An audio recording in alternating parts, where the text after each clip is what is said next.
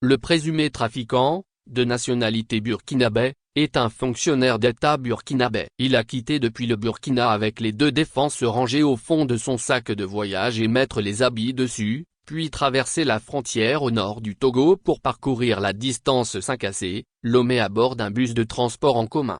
Un présumé trafiquant arrêté en flagrant délit de détention, de circulation et de commercialisation illégale de deux défenses d'éléphants le 11 juin 2024, dans un quartier périphérique de la capitale, a été déféré à la prison civile de Lomé. L'arrestation a été possible grâce aux agents de l'Office central de répression du trafic illicite de drogue et du blanchiment, OCRTIB, appuyé par le ministère de l'Environnement et des Ressources forestières, MER, en collaboration avec Aigle Togo.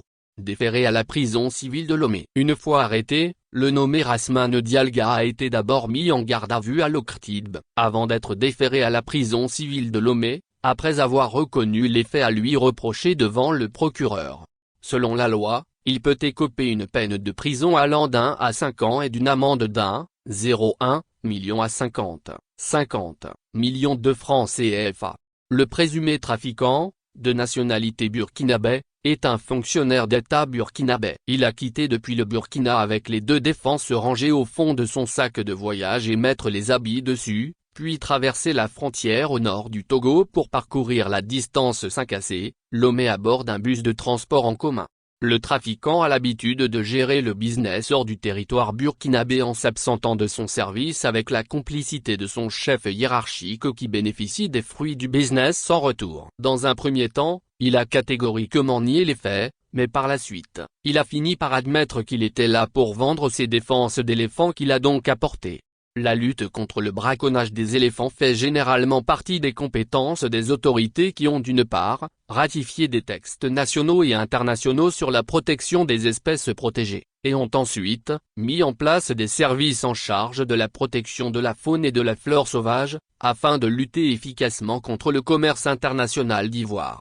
Selon le coordinateur national d'Aigle Togo, Darius Tchéi, les espèces comme l'éléphant, le rhinocéros, les grands félins et les primates sont très rares et sous menace de disparition rapide. Ces espèces ou leurs produits sont donc intouchables selon la loi et ceux qui se feront prendre sur le territoire togolais ou partout ailleurs, seront toujours présentés devant les juridictions aux fins de poursuites pénales avec des condamnations à des peines fortes, a-t-il souligné, avant d'ajouter que, les faits sur cette arrestation témoignent encore une fois, de méthodes de camouflage sophistiquées dont font usage les trafiquants pour faire traverser les produits illicites de faune aux frontières sans inquiétude. Le braconnage des éléphants et le trafic international d'ivoire mettent en péril l'existence de cette espèce animale remarquable. Du point de vue écologique, la disparition massive des éléphants modifie la dynamique écologique, change la composition des espèces et a des répercussions sur les pratiques d'élevage dans des zones très vastes.